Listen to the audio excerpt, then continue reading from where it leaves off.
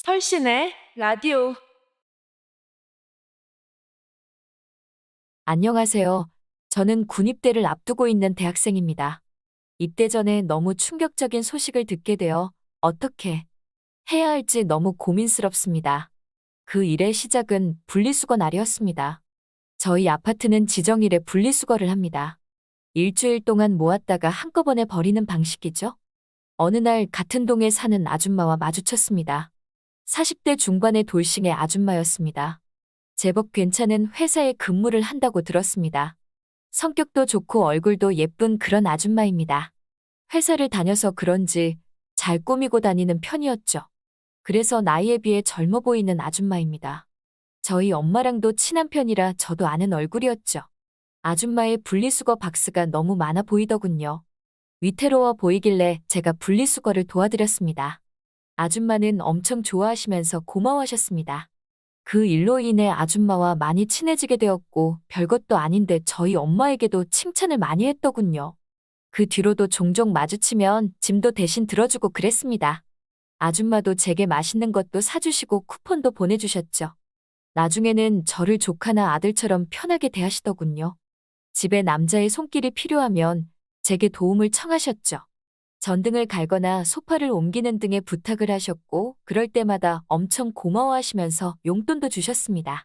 나중에는 가끔씩 아줌마네 집에서 저녁을 먹기도 하고, 특별한 메뉴가 있을 때는 같이 반주도 한 잔씩 했습니다. 가끔씩은 밖에서 저녁을 얻어먹기도 했습니다. 극장이나 레스토랑에 혼자 가야 할 때 저를 부르곤 했죠. 덕분에 저도 공짜로 영화도 보고 비싼 레스토랑도 가보았죠. 그때까지도 아줌마를 여자로 보거나 하지는 않았습니다. 아줌마는 제게 그냥 밥 잘 사주는 아줌마였습니다. 돈 많은 아줌마라 신기한 체험도 많이 해보았죠. 엄마와도 친한 사이라 그냥 친한 이모 같았습니다. 그러던 어느 날 아줌마가 또 도움을 청했습니다. 컴퓨터가 고장이 났는데 좀 봐줄 수 있냐고 했습니다. 치킨 한 마리로 합의 보고 아줌마 집으로 갔습니다. 컴퓨터는 관리를 안 해서 먼지가 많아 보였습니다. 단순히 케이블들을 뽑았다가 다시 연결을 해봤습니다. 그런 간단한 조치만으로도 컴퓨터가 고쳐졌지요. 아줌마는 컴퓨터도 잘 고친다며 칭찬을 쏟아내셨습니다. 그러고 있는 동안 주문했던 치킨이 배달 왔습니다. 치킨을 상에 차리고 아줌마가 캔맥주도 꺼내오시더군요. 그렇게 우리는 치맥을 즐기며 대화를 나눴습니다. 아줌마는 집에 남자가 있으니 든든하다고 했습니다. 이전까지는 본인이 능력도 있으니 남자는 필요 없다고 생각했다더군요. 하지만 혼자 살아보니 남자의 손이 절실하다시더군요. 그래도 저 덕분에 아쉬움을 많이 덜었다고 했습니다. 자꾸만 저를 부려먹어서 미안하다시더군요. 그러면서 남자친구라도 만들어야겠다고 말하더군요. 그래서 저는 저를 남자친구라 생각하시라고 말했습니다. 그때는 정말 다른 의도는 없었습니다. 제 이야기에 아줌마도 키득거리며 웃었고 사실은 가끔씩 제가 남자친구 같았다고 하시더군요. 그러면서 막 부끄러워하시며 얼굴이 붉어지셨죠. 그런데 그 순간 기분이 조금 이상했습니다. 내가 아줌마의 남자친구라는 상상을 하게 되었죠. 짧은 순간 아줌마와 연인이 되는 상상을 했지요. 저는 혼자서 괜히 당황하게 되었습니다. 그냥 가볍게 받아치면 될 일이었는데 타이밍을 놓쳐서 분위기가 이상해진 것이죠. 아줌마도 민망하신지 슬쩍 시선을 돌리시더군요. 저는 어색함을 풀고자 농담을 던졌습니다. 정말로 남자친구해도 되냐고 물었죠. 아줌마도 얼굴이 살짝 붉어진 채 피식 웃더군요. 그러면서 그러자고 농담처럼 말씀하셨습니다. 그런데 다음 순간 제가 너무 나가버린 것이었죠. 약간 느끼한 목소리로 사귀어 보자고 했죠. 그러면서 아줌마의 손을 잡았습니다. 물론 손을 잡는 게 처음은 아니었습니다. 바깥에서 만날 때 팔짱도 끼곤 했었습니다. 그래서 손잡는 건 아무렇지 않을 줄 알았는데 그런데 분위기 때문인지 엄청 떨리더군요. 손이 닿자 어색한 정적이 찾아왔습니다. 아줌마도 손을 빼지는 않았습니다. 그리고 눈이 마주치게 되었습니다. 순간 눈빛이 통한다는 기분이었습니다. 왠지 그 순간에는 아줌마가 이성으로 느껴졌죠. 그리고 우리는 정신없이 서로를 끌어당겼습니다. 별다른 예고 없이 서로 입을 맞췄습니다. 너무 자연스러운 상황이었지요. 돌이켜보면 아줌마도 적극적이었습니다. 불과 몇 분 전까지 아줌마는 편한 이모 느낌이었는데 갑자기 아줌마가 여자로 느껴지기 시작한 것이었죠. 그리고 그것이 시작이었습니다. 우리는 정신없이 서로를 원했습니다. 그렇게 아줌마의 침실에서 사랑을 나누었죠. 그 순간에는 그 행위에만 집중을 했습니다. 나중에는 아줌마가 더 적극적이었죠. 우리는 지칠 대로 지쳐 침대에 쓰러졌습니다. 그리고 숨을 고르면서 정신이 돌아오는 느낌이었습니다. 그제야 저는 두려운 마음이 들었습니다. 아줌마도 정신을 차린 듯 조심스럽게 옷을 입었습니다. 우리는 서로 아무런 말도 할 수 없었지요. 아줌마가 먼저 자기가 실수한 것 같다고 하시더군요. 전화기를 보니 부재중 전화가 몇 통 와 있었습니다. 시간이 이미 12시가 넘은 상태였습니다. 부모님의 연락이었고 갑자기 아들이 사라졌으니 걱정을 할 수밖에요. 그래서 친구랑 잠깐 만나고 있다고 둘러댔습니다. 그렇게 저는 도망치듯 집으로 돌아왔습니다. 뭔가 큰 잘못을 저지른 기분이었죠. 선뜻 아줌마에게 연락할 용기가 없었습니다. 며칠 뒤 아줌마랑 엘리베이터에서 마주쳤는데 사실 엄청 어색한 기분이었습니다. 하지만 피할 수 없다는 생각이 들어서 제가 용기를 내서 큰 소리로 인사를 했습니다. 그러자 아줌마가 피식 웃었습니다. 그제야 우리는 서로 안부 인사를 나눴습니다. 우리는 다시 평소처럼 대화를 나누었습니다. 물론 그날의 일은 언급하지 않았죠. 하지만 아줌마를 대하는 마음이 예전 같지 않더군요. 나와 사랑을 나누던 모습이 자꾸 떠올랐습니다. 이전과 달리 가슴이 두근거리고 다시 아줌마와 함께하고 싶은 마음이 들었습니다. 하지만 뭐라고 말을 해야 할지 모르겠더군요. 결국 아무 말 못한 채 아줌마와 헤어지게 되었습니다. 그렇게 아줌마를 보내고 나니 너무 아쉬운 마음이 들더군요. 어떻게든 아줌마를 다시 만나고 싶었습니다. 한참 동안 고민을 하다가 문자를 보냈습니다. 유치하게도 치킨이 먹고 싶다고 말을 했죠. 다행히 아줌마가 집으로 오라고 하시더군요. 사실 치킨에는 아무런 기대도 없었습니다. 그저 아줌마랑 함께 있고 싶었을 뿐이었죠. 집에서 깨끗하게 샤워부터 했습니다. 그리고 옷도 챙겨 입으며 신경을 쓰게 되었죠. 그냥 치킨을 먹을 뿐인데 마음이 들떠 있었습니다. 그렇게 들뜬 마음으로 아줌마에 갔고 문이 열리고 아줌마를 보는 순간 심장이 덜컥 내려앉았죠. 아줌마가 너무 예쁘게 보였습니다. 치킨은 이미 주문을 해놓으셨더군요. 그런데 우리는 이미 치킨은 안중에도 없었습니다. 아줌마가 먼저 어색하게 말을 꺼내시더군요. 다시 예전처럼 지내자고 그 말에 괜히 서운한 기분이 들었습니다. 저는 아줌마를 좋아하게 되었다고 말했습니다. 아줌마가 곤란한 표정을 지었지만 싫다고 하지는 않으셔서 용기를 냈습니다. 제가 먼저 아줌마를 안고 그날 너무 좋았었다고 말을 했습니다. 아줌마가 부끄러워했지만 그것뿐이었습니다. 그리고 우리는 다시 사랑을 나누었습니다. 이번에는 서로 눈을 똑바로 보면서 사랑을 나눴습니다. 사랑한다는 말을 하며 정성껏 그녀를 대했지요. 마치 정말로 내 여자가 된 것 같은 느낌이었습니다. 그 뒤로 우리는 정말 연인처럼 지냈습니다. 주말이면 함께 여행을 떠나기도 했습니다. 저는 한창 호르몬이 폭발한 시기였습니다. 밤마다 아줌마를 잠 못 자게 만들기도 했지요. 그때는 너무 행복하고 좋았습니다. 함께 있을 때 아줌마는 애교도 부리곤 했습니다. 저는 마치 아줌마의 남편처럼 굴었지요. 저는 아줌마의 이름을 부르며 반말을 하기도 했습니다. 아줌마는 웃으면서 저를 서방님이라 불렀습니다. 그때는 뒷일은 생각도 하지 않았습니다. 그저 그 만족감을 즐겼을 뿐이었습니다. 하지만 우리의 상황은 명확히 알고 있었습니다. 아줌마도 그런 욕심은 안 부리신다고 하셨죠. 제게 여자친구 생기면 그만하자고 하시더군요. 저는 알았다고 말은 했지만 실감은 나지 않았습니다. 아줌마랑 평생 이렇게 즐기며 살 수 있을 같았죠. 너무 막연하게 지금의 상황만을 즐겼던 것이었습니다. 그러다 저는 군대를 가기 위해 휴학을 했습니다. 휴학 시기를 맞추기 위해 자원 입대를 선택했습니다. 이때 날짜가 3개월가량 남았었습니다. 휴학을 하니 기분이 많이 우울했고 이제 곧 군대를 간다 생각하니 마음이 무거웠지요. 군대에 대한 두려움도 있었던 것 같습니다. 아줌마랑도 그런 불안감을 이야기했습니다. 아줌마가 걱정하지 말라면서 저를 달래주었습니다. 가끔 아줌마가 면회를 오시겠다고 했습니다. 정말로 남자친구 군대 보내는 것 같다며 수줍게 미소를 지으셨습니다. 그런 아줌마의 말들이 많이 위로가 되더군요. 그러던 어느 날 아줌마가 입대 전 이별 여행을 가자고 하시더군요. 저도 그렇게 두려움을 떨치면 좋겠다 싶어서 부모님께는 친구들과 입대 전 여행을 간다고 했습니다. 그리고 주말에 아줌마의 차를 타고 동네로 향했습니다. 해변을 산책하기도 했고 조용히 바다를 보기도 했지요. 그리고 호텔에서는 아줌마는 밤새 저를 위로해줬습니다. 군대에 대한 불안감을 그렇게 잊을 수 있었습니다. 아줌마의 존재가 너무 고맙게 느껴졌지요. 덕분에 마음이 한결 가벼워지는 기분이었습니다.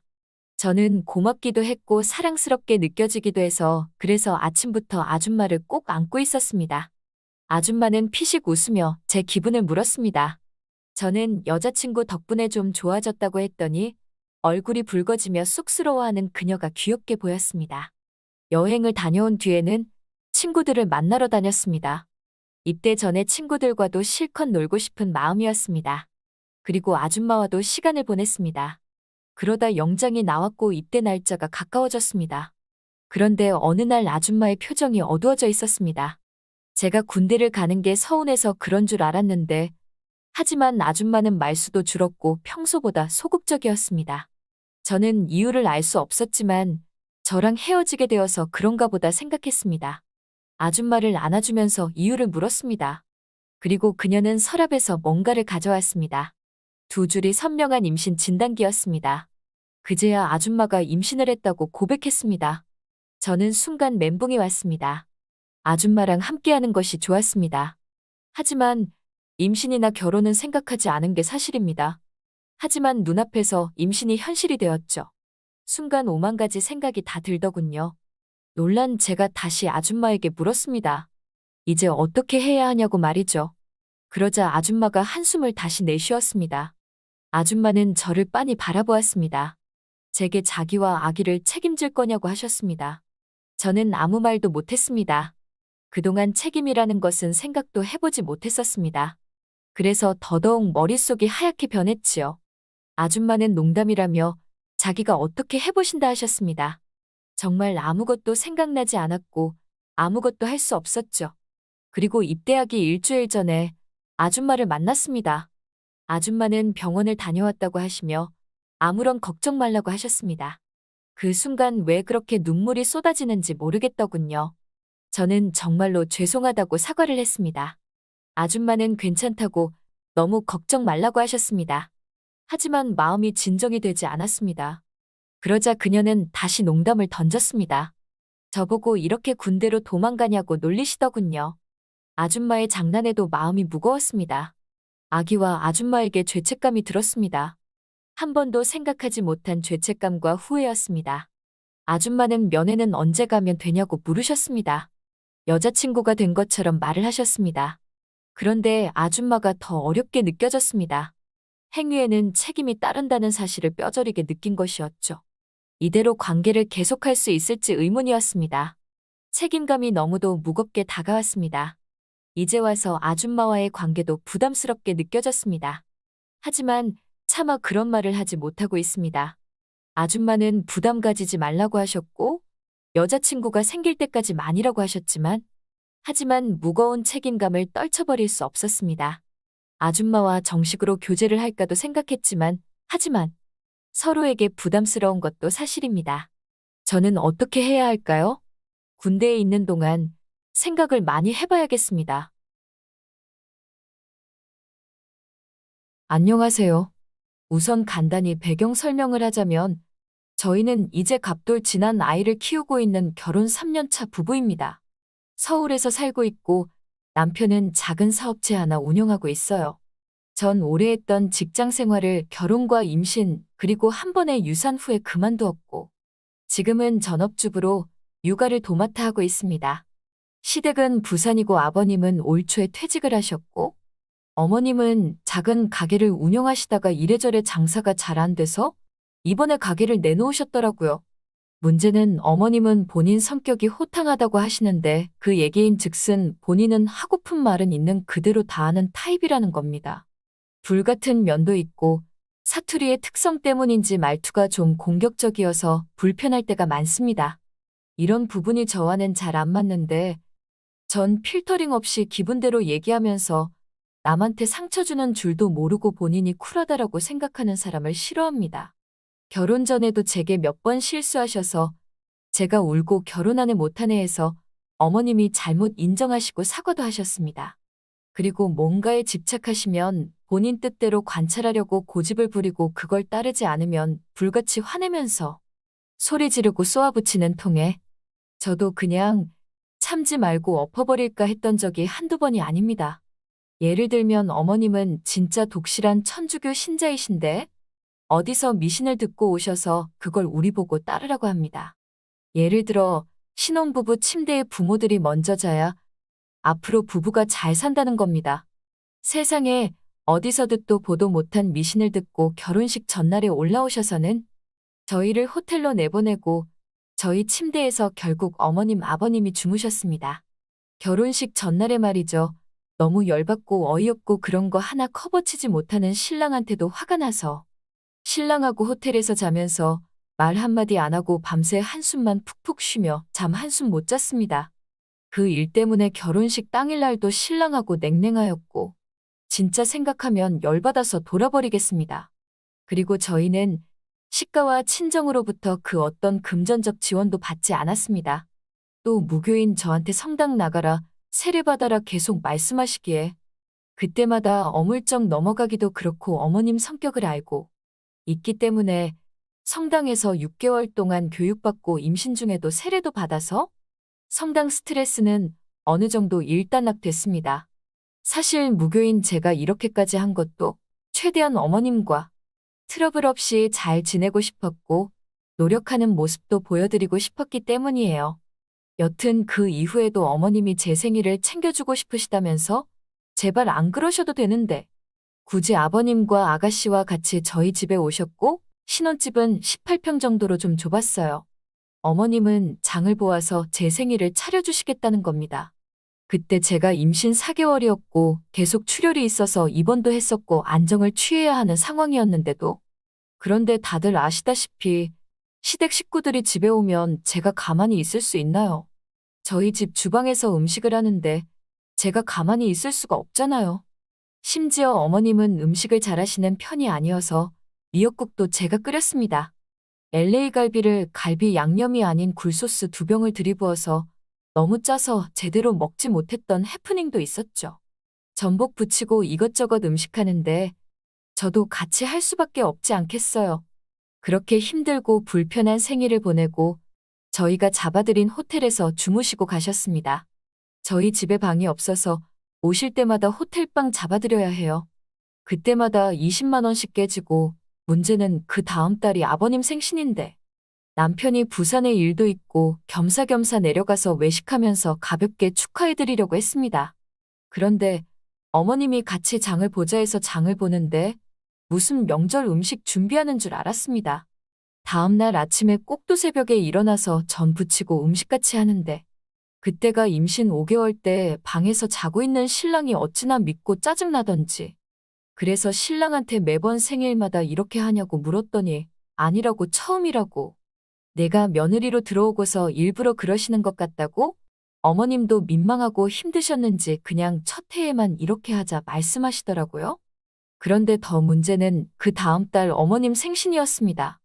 저도 슬슬 배가 불렀고 한 달 사이에 또 부산 내려가기는 어려워서 선물만 보내드리기로 하고 곧 다가오는 설 명절 때 뵙기로 했습니다. 그런데 그걸로 어머님이 불같이 화를 내시면서 신랑한테도 삐지고 저한테도 전화로 화를 내시더라고요. 그러면서 곧 서울 갈 일이 있는데 그때 생일상을 차려내라고 하시는 겁니다. 임신 7개월째였고요. 결국 어머님 생신 지나고 며칠 후에 어머님 아버님이 서울로 올라오셔서 그 좁은 집에서 배부른 몸으로 어머님 생일상을 차려냈다는 슬픈 얘기. 지금 생각해도 진짜 화나네요. 신랑하고는 항상 사이가 좋아서 이렇게 어머님 일만 아니면 신랑하고 싸울 일도 거의 없습니다. 그런데 꼭 이렇게 어머님하고 트러블 있을 때마다 신랑이 제대로 중재도 못하고 커버를 치지 못하는 게 너무 많으니까 신랑하고도 싸우게 됩니다. 신랑은 말로는 제 편이라고 하죠. 하지만 제 편은커녕 오히려 어머님 대변인 노릇을 하니까 더 열받고 화가 나네요. 그 중간중간 일이 많았는데 각설하고 며칠 전 아기 돌잔치 때 얘기를 할게요.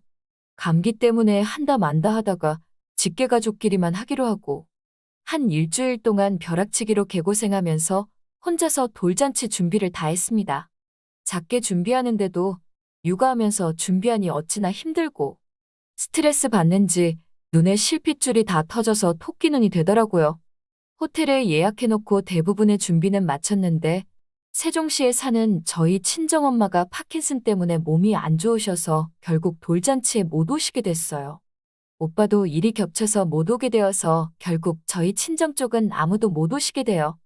며칠 동안 울기도 많이 울고 내내 속상해하면서 돌잔치를 준비했죠. 이번 돌잔치 때도 시부모님, 시할머님까지 돌잔치 전날에 올라오셔서 저희 집에서 주무시기로 했습니다. 근데 다들 아시다시피 돌 전날 진짜 바쁘고 정신없잖아요. 그래서 며칠 전에 어머님과 통화할 때 미리 말씀드렸습니다. 돌잔치 전날에도 제가 이것저것 일 보러 다닐 게 많아서 아마 정신이 없을 테니 양해해달라고요. 알았다고 말씀하시더라고요. 그리고 한 달 전에 저희가 평수를 넓혀서 이사를 와서 시부모님이랑 시할머님 주무실 수 있게 미리 이불도 주문하고 세탁해놓고 했습니다. 돌잔치 전날 늘 그랬듯이 저희가 전철역으로 픽업 갔다가 점심 식사하고 돌잔치 크게는 못해도 돌스냅은 정말 예쁘게 찍고 싶었거든요. 신랑이랑 계속 통화하면서 꽃이 어떻다 케이크 어떻다 영상 통화까지 하면서 연락을 했습니다.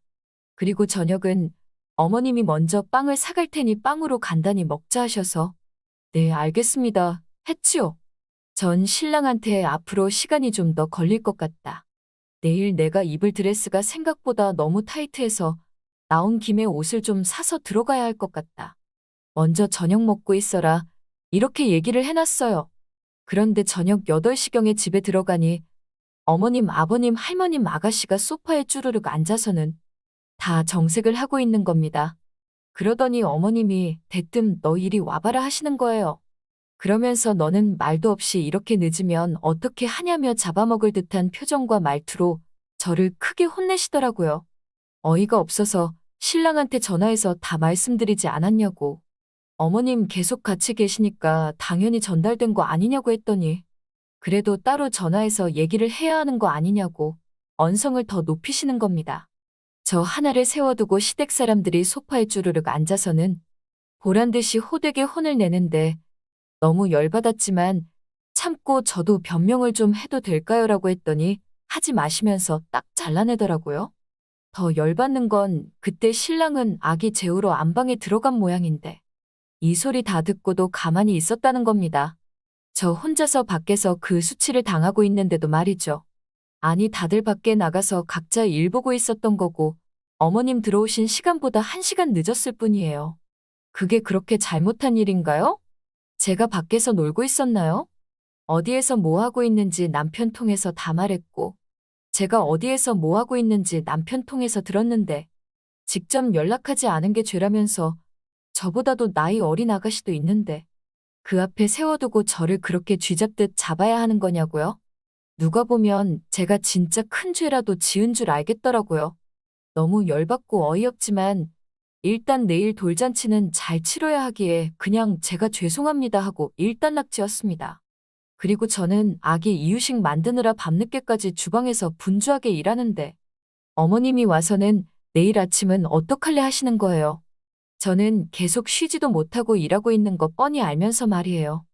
본인들은 TV 보면서 웃고 떠들고 있었거든요. 진짜 돌아버리는 줄 알았습니다. 저는 어차피 점심에 호텔에서 먹을 테니 그냥 간단하게 먹으려고 했었는데 어머님이 미역국 어떠냐고 하시면서 소고기 사다 놓은 거 있냐고 결국 아침에 일어나서 저는 미역국을 끓여드렸죠.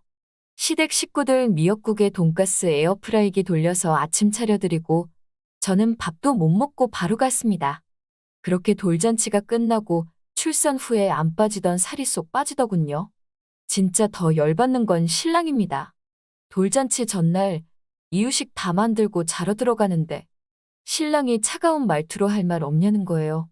무슨 할 말 했더니 저보고 어른 공경할 줄 모르는 것 같다며 아무리 제가 어렸을 때부터 독립적으로 자랐어도 그렇지 이렇게 행동하는 건 아닌 것 같다는 거예요. 진짜 화나고 열받았지만 눈물 많은 저 스스로를 잘 알기에 지금 싸우다가 울면 눈 퉁퉁 부어서 내일 돌스냅 찍을 때 후회할 것 같아서 내일 얘기하자 했습니다. 그런데 계속 저를 탓하는 말을 하기에 결국 아까부터 참던 눈물이 터지면서 폭발해버리고 말았습니다. 내가 대체 뭘 그렇게 잘못했길래 그런 취급을 당해야 하나. 그리고 당신도 말로만 내 편이라고 하지 실제로 정반대로 행동하고 있다. 안 그래도 친정에서는 아무도 안 와서 내내 속상해 죽겠는데도 식구들 왔으니 챙겨드린다고 며칠 전부터 이불도 사놓고 신경 쓰고 있었다. 이런 아내를 위로하며 감싸주지도 못할 망정 당신이 왜 한술 더 뜨냐며 울며 불며 하니까 끝까지 미안하다는 얘기는 안 하고 등을 토닥이면서 그만 울고 자자하더군요. 그렇게 돌잔치가 끝나고 문득문득 그때의 그 억울함이 생각나 진저리 쳐집니다. 제가 아는 동생에게 이 얘기를 했더니 완전 열받아 하면서 무슨 시댁이 그렇게 유별나고 극성이냐면서 저의 신랑도 역할을 못하는 거 아니냐고 하더군요. 그래서 이대로는 화병될 것 같아서 할 말은 해야겠다 싶어. 어제 신랑한테 얘기를 꺼냈더니 그 말은 듣고 싶지 않아라고 딱 잘라 말하기에 저도 벌떡 일어나 방으로 들어가 버렸습니다. 그리고 그 후로 계속 냉전 중이에요. 솔직히 시댁 때문에 남편도 밉습니다. 본인 말처럼 제 편처럼 행동을 하던가 그것도 아니면서 말만 그렇게 하니 더 열받고 화가 납니다. 제가 너무 예민한 걸까요? 아무리 생각해도 전 제가 잘못한 거 없는 것 같네요. 이렇게 긴 글을 써보기는 또 처음이네요. 신랑은 아직도 자기가 뭘 잘못했는지 모르는 것 같습니다. 과거 일부터 쭉 쓰다 보니 진짜 너무 열받네요. 제가 너무 예민한 건가요? 이대로 이혼을 하는 게 맞는 걸까요? 조언 부탁드립니다.